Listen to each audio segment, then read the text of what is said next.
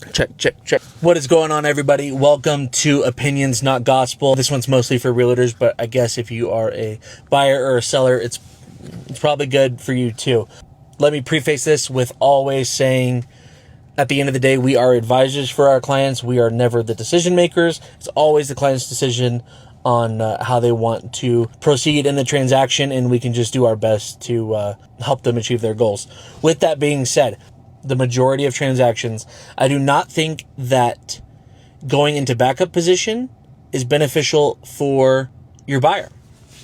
At the end of the day, if their goal is to obtain the home, I genuinely think that going into backup position will do more harm for that than being helpful. The seller gets to leverage it pretty much immediately, which we all know how it happens. You know, the seller gets a backup offer, and it's like the first thing they go to the buying agent who's actually has the contract is like, hey, by the way, like, we have a solid backup offer. And it's like, just so you know, kind of thing. And it's like, it just makes the deal that much stickier for the first party and the seller. It's like, of course they're going to leverage that. So it's like, if the end goal is your buyer to obtain that house, unless, and there's always caveats, like unless it's the perfect home and your buyer absolutely has to have it and there's no ifs, ands, or buts, like this is the one, then it's like, yes, I imagine it's probably solid to go into backup.